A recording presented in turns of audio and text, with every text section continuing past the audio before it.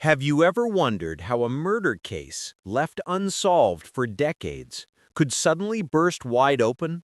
Not because of new technology, not because of a detective's breakthrough, but because of something as simple as one listener paying attention. Imagine a forgotten file collecting dust in a police archive, while a grieving family waits endlessly for answers. Then, years later, a true crime podcast tells the story. And out of millions of ears tuned in, one ordinary person hears a detail that no one else noticed. That one moment of recognition becomes the spark that reignites an investigation, unravels a mystery, and finally delivers justice. This isn't fiction. This is the real story of how a cold case, long thought impossible to solve, was resurrected by an unexpected hero. Tonight, we're diving into a chilling mystery where the truth didn't come from the evidence box, but from the airwaves. So sit tight, because the deeper we go, the more you'll realize how fragile the line is between silence and justice, between a case left in darkness and one finally brought into the light. It all began in the mid-1980s, in a small, quiet town where crime was rare, and the days passed with predictable calm. For the residents, life was ordinary. Children played in the streets, neighbors exchanged greetings on front porches, and the biggest concerns were usually about weather or bills, not violence. That's why the sudden disappearance of a young woman, a woman named Margaret Nolan, struck the community like a thunderbolt. Margaret was 28 years old, a nurse at the local hospital, and known for her kindness. She was the kind of person who stayed late to comfort patients, who baked cookies for the neighborhood kids, and who checked in on her aging parents every evening. When she failed to show up for her night shift, colleagues grew immediately concerned. Within hours, her absence spread from whispers to full-scale panic. Police were notified, and a search began almost instantly. Her car was found abandoned near an overgrown road on the outskirts of town. Inside, investigators found her purse, her work ID badge, and her nursing shoes neatly tucked under the seat. But Margaret herself had vanished. The initial investigation pulled every possible thread. Friends, family, co-workers were all questioned. Leads were scarce. Witnesses reported seeing her driving home, but none could say what happened afterward. For weeks, volunteers scoured fields, rivers, and woods. Flyers plastered shop windows and utility poles. But after all that effort, the case went cold. The town, once hopeful for answers, settled uneasily into silence. Margaret Nolan became just another missing person file, until decades later, when fate brought her name back into the light. But before we get there, it's important to understand just how forgotten this case had become. In the 1990s, other crimes took priority.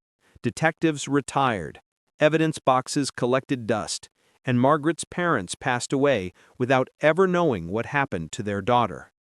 For the local police department, her case became what they sometimes call a shelf case.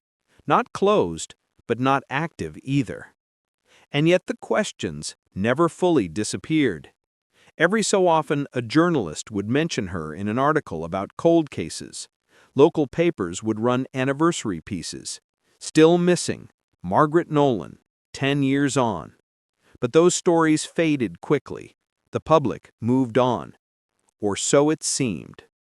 Fast forward to the 2010s. True crime podcasts were exploding in popularity. From Serial to dozens of independent shows, people everywhere were listening to stories of unsolved mysteries. These shows had a unique power. They brought forgotten cases back into the spotlight. In 2019, a small but passionate podcast called Echoes of the Forgotten decided to feature Margaret Nolan's disappearance. The host, Sarah Jennings, wasn't a professional detective. She was a teacher by day, true crime enthusiast by night. Her show didn't have millions of listeners, But it had something just as important: a loyal community of people who cared deeply about overlooked victims. Sarah's voice carried a mix of empathy and determination, and when she told Margaret's story, she made it feel urgent, as though this cold case still mattered. She described the night Margaret went missing, the abandoned car, the unanswered questions. She read passages from old police reports and even interviewed Margaret's surviving cousin, who tearfully recalled how the family had never recovered. She was shine, she said, and then she was just gone. It was during one of these podcast episodes that something extraordinary happened. Among the thousands of listeners tuning in was a man named David Miller, living several states away. He wasn't a detective, nor a journalist, just a retired truck driver who loved listening to true crime stories on his long drives. But as he listened to Sarah's careful retelling, one detail snagged in his memory. She mentioned the location where Margaret's car was found, an isolated road near an abandoned farm. He froze. He knew that road. In fact, he had driven it countless times during the 1980s, back when he was hauling freight through that region. And there was something about that farm, something he'd never spoken of, that suddenly clicked in his mind. Back then, he had noticed strange activity at that very property. Late-night lights, unfamiliar vehicles, and on one occasion what looked like a freshly dug area near the old barn. At the time, he thought little of it. Drivers see strange things all the time. But listening now, decades later, he wondered, had he witnessed the aftermath of Margaret's disappearance without realizing it? David wrestled with the memory. Maybe he was imagining it. Maybe it was nothing. But the thought gnawed at him. Finally, after 2 sleepless nights, he emailed Sarah, the podcast host. His message was brief. "I don't know if this helps, but I used to drive past that farm where Margaret's car was found. There were some strange things I saw there back then. Maybe it's worth looking into." Sarah was intrigued. She'd received dozens of emails before, most of them offering wild theories or hunches. But something about David's note felt grounded. He wasn't claiming to solve the case. He was offering a memory, a breadcrumb, and breadcrumbs can lead to trails. She reached out to him, and after a long phone call, she realized this wasn't a crank. David's recollections matched details in the police files that hadn't been widely publicized. He described the location of the farm structures, the vehicles he saw, and even the way the barn smelled. Like chemicals, he said. Sharp and acrid. Sarah decided this was more than a coincidence. She compiled David's information and contacted the local police. At first, the cold case unit was skeptical. After all, they had chased countless dead ends over the years. But Sarah persisted. She forwarded her notes, her recordings, and David's testimony. Eventually, the police agreed to send a team to re-examine the abandoned farm property. The decision to revisit the farm property seemed at first like a formality. The place had been abandoned for decades, weathered by storms and vandals. Its walls sagged, windows shattered, weeds crawling up the sides. Detectives doubted they would find anything new. But on a warm spring morning, a forensic team arrived with ground-penetrating radar, shovels, and a renewed sense of curiosity. The farm was eerie. Birds seemed to avoid it, as if even nature sensed something wrong. The barn loomed in silence, its door creaking when the wind brushed past. Inside, the floor was littered with broken tools, rusted nails, and thick dust that told of years without human presence. And then, the radar pinged. About 10 feet from the barn, beneath a patch of disturbed earth, the machine detected an anomaly, a shape, something buried. The team exchanged uneasy glances. They dug carefully, layer by layer, until their shovels struck something solid. What they unearthed was chilling. A fragment of cloth, then a bone. Within hours, they uncovered a shallow grave containing human remains. The discovery electrified the town. News crews swarmed the area, police held urgent press conferences, and the long-forgotten name of Margaret Nolan was suddenly on everyone's lips again. DNA testing was rushed, and within weeks the results confirmed the truth. The body belonged to the young nurse who had vanished more than 30 years earlier. For Margaret's surviving relatives, it was bittersweet. On one hand, the unbearable uncertainty was finally over. On the other, confirmation of her death reopened old wounds. The cousin who had spoken on Sarah's podcast wept on live television, saying, "At least now we can bring her home. At least now she can rest." But while one mystery was solved, the location of Margaret's body, another loomed even larger. Who had killed her, and why? Investigators combed through the evidence. The grave was shallow, rushed, almost panicked. Whoever buried her hadn't expected the body to stay hidden forever. Fragments of rope were found near the remains, along with fibers of duct tape. It painted a horrifying picture. Margaret had likely been restrained. Attention turned back to the abandoned farm. Who had owned it at the time of Margaret's disappearance? Records showed it belonged to a man named Edward Harmon, a reclusive farmer who lived alone. But here's where things became complicated. Edward had died in 1992, years after Margaret vanished. Could he have been responsible? Neighbors described Edward as odd but not violent. He kept to himself, rarely left town, and was known mainly for selling vegetables at the market. Still, there were rumors. Some said he had a temper, others that he dabbled in things better left unsaid. Police interviewed surviving acquaintances, but no one could place Margaret at his farm. Then came another twist. While searching Edward's old farmhouse, investigators discovered a hidden compartment beneath the floorboards. Inside were several notebooks filled with what looked like coded writing. Strange symbols, repeated phrases, entire pages of what resembled gibberish. At first glance, the notes seemed meaningless, but when linguists were brought in, they noticed patterns. References to dates, initials, and odd drawings of locations. Could this have been Edward's way of keeping track of something sinister, or was it the ramblings of an isolated, eccentric man? The media latched on to the idea of a coded diary, splashing headlines like, "Mysterious farmer's secret notes could solve cold case." Conspiracy theories erupted online. Some believed Edward was part of a larger network of criminals.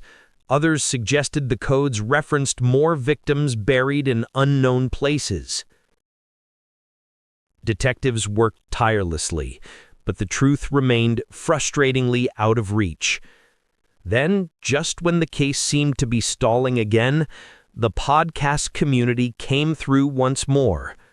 Sarah's listeners, some of them amateur code breakers, began analyzing scanned copies of the notebooks. On message boards and social media, they dissected every symbol, every repeated word, and remarkably, progress was made. One listener, a university student studying cryptography, spotted a recurring phrase hidden in the jumble. "Tamam should." It was a chilling discovery. Those words had historical significance. They were famously connected to the mysterious Somerton Man case in Australia, an unsolved death from the 1940s, where a man was found with that exact phrase, meaning, "It is finished," in his pocket. Why would Edward Harmon, a small-town farmer in America, be referencing this obscure phrase from halfway across the world? Coincidence seemed unlikely. Was he inspired by the case, copying it, or was there a deeper, darker connection? The discovery reignited global interest. Margaret Nolan's case was no longer just a local tragedy. It had become part of a bizarre, international mystery. Theories abounded. Perhaps Edward was obsessed with unsolved crimes. Perhaps he patterned his own actions after them. Or perhaps he was trying to send a message, one no one ever fully understood. For investigators, though, one truth stood above all the speculation. Someone had killed Margaret Nolan, and the coded notes might be the only clue to her killer's identity. But here's where the story takes another turn, one that no one, not even Sarah the podcaster, could have predicted. The revelation of the phrase "tamam shud" spread through the investigation like wildfire. Detectives debated its meaning late into the night. Some believed it was Edward Harmon's way of declaring the end of his own secrets. Others thought it could point toward an accomplice, someone else who shared his fascination with obscure, unsolved cases. But as investigators dug deeper into Edward's background, more unsettling details surfaced. He had been arrested twice in the 1970s for petty theft, though never convicted. A neighbor remembered seeing women visit his farmhouse on rare occasions, though no one knew who they were or why they came. And most disturbingly, one of Edward's former co-workers recalled a drunken confession in which Edward muttered something about burying mistakes where no one could find them. At the time, it had been dismissed as drunken rambling. Now, it sounded hauntingly incriminating. The evidence was circumstantial, but it was building. The coded notebooks, the proximity of Margaret's remains to his property, and his eccentric behavior painted Edward as the prime suspect. Still, there was no smoking gun. Edward was dead, and with him, possibly, the full truth. But then, in one of the notebooks, a listener spotted a set of initials, M.N.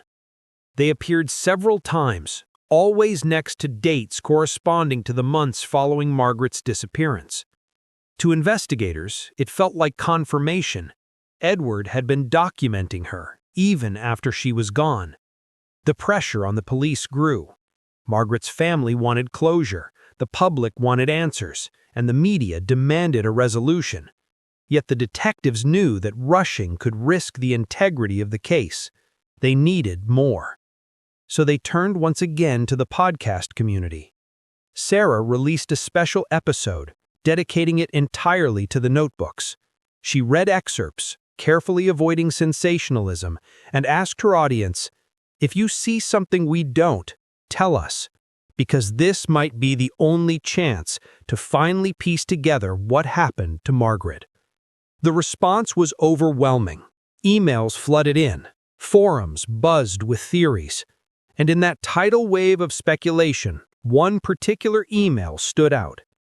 It came from a retired librarian named Judith. She claimed the symbols in Edward's notes weren't random at all.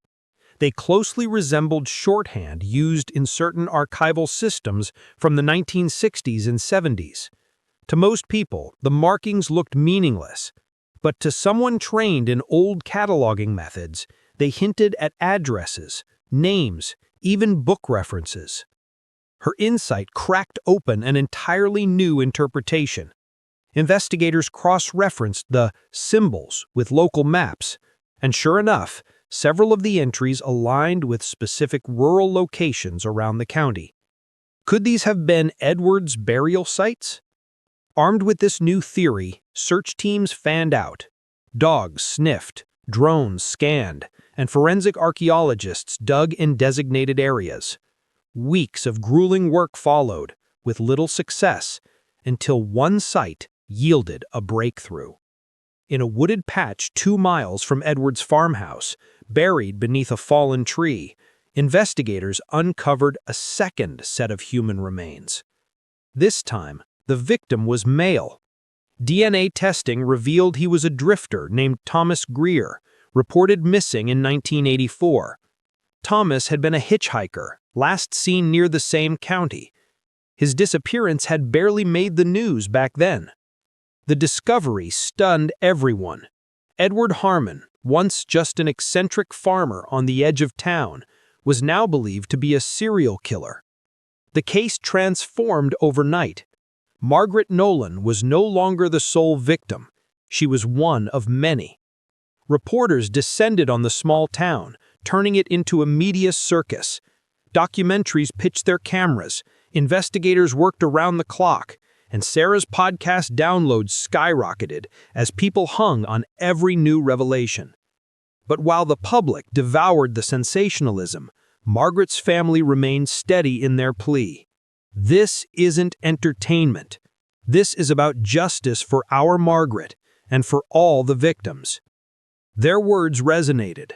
Detectives doubled down, determined to bring as much closure as possible. The notebooks were analyzed further, and 2 more potential sites were marked. One turned up empty, but the other produced scraps of women's clothing, too deteriorated to identify. Whether they belonged to another victim remains an open question to this day. Through it all, one truth became undeniable. The listener's clue, the simple observation about a farm mentioned in passing, had unraveled decades of silence. Without that ordinary person's attention and persistence, Margaret's body might never have been found, and Edward Harmon's secrets might have stayed buried forever. And yet, the mystery wasn't entirely solved. Was Edward acting alone, or had he been part of something larger? The coded notebook suggested patterns beyond the county, hints of travel to neighboring states, and references that investigators still can't fully explain. Some believe there are more victims out there, lost to time, waiting for discovery. Others insist Edward was simply a deeply disturbed man whose fascination with codes and references was part of his delusion. Whatever the truth, one fact cannot be denied. The discovery of Margaret and Thomas's remains was a turning point, but the investigation didn't stop there. Detectives pored over Edward Harmon's past with renewed intensity, determined to unearth the roots of his obsession. What they found was chilling. Edward had lived an unremarkable childhood in the 1940s and 50s, the son of a strict father and an absent mother. Teachers remembered him as intelligent but withdrawn, with a strange fascination for puzzles and codes, even at a young age. In his teenage years, he often retreated to the local library, poring over books on cryptography, wartime espionage, and obscure unsolved mysteries. This obsession grew into adulthood. He collected case files, news clippings, and obscure books like other men collected baseball cards. His farmhouse was less a home and more a shrine to the unsolved. Walls lined with shelves of binders, journals filled with notations, and strange maps covered in pins and strings. It was in that world of shadows that Edward seemed to thrive. Alone, isolated, and increasingly detached from reality, he blurred the lines between fascination and compulsion. For Edward, stealing lives, literally, was the ultimate puzzle. Margaret Nolan was likely his first victim. Her disappearance coincided with a period when Edward had been fired from a factory job, leaving him adrift and humiliated. Experts later suggested that Margaret's case might have become his personal obsession, a way to assert control in a life where he otherwise felt powerless. Thomas Greer, the drifter, appeared to be an opportunistic kill, chosen not out of connection, but availability. And the possible remains of others hinted at a compulsion that spanned decades. Yet Edward was never caught. He died quietly in his farmhouse, his secrets locked away in coded notebooks that almost no one would have understood until a podcast listener connected the dots. The impact of this revelation rippled far beyond the county lines. Law enforcement agencies in neighboring states began re-examining their cold cases, searching for patterns that might link back to Edward. Families of missing persons called investigators, desperate to know if their loved ones might have crossed paths with him. And in the true crime community, the story became a rallying cry for the power of persistence. But perhaps the most remarkable part of the story was not Edward Harmon himself, it was the ordinary people who refused to let Margaret's case die. Her family, who carried the weight of grief for decades. The podcast host, who revived a forgotten story with empathy and determination. And the listener, an everyday person, who noticed a small detail and spoke up. That single act, a quiet email sent after listening to an episode, unraveled years of silence and brought long-awaited answers. It proved something powerful. Justice doesn't always arrive in a courtroom or through a dramatic police raid. Sometimes it comes from a whisper, a clue, a moment of clarity from someone who simply cared enough to listen. In the end, Margaret Nolan was finally laid to rest, her name cleared of the missing label that haunted her for so long. Thomas Greer, too, was remembered, his family given the closure they had never expected. As for Edward Harmon, his legacy was cemented as one of shadows and horror, not because of his brilliance, but because his secrets couldn't withstand the persistence of truth. And so, this story leaves us with a sobering reminder. Mysteries may gather dust, but they are never truly forgotten. With enough time, enough persistence, and enough courage, even the coldest cases can crack wide open. Because in the end, truth has a way of speaking, sometimes through detectives, sometimes through evidence, and sometimes through the voice of a single listener. Thank you for watching this chilling journey into the cold case solved by an unlikely hero. If you found this story as haunting and inspiring as we did, make sure to like, share, and subscribe to Criminal Codex for more true crime documentaries. And remember, every detail matters, every voice counts, and sometimes the most ordinary person can change the course of justice.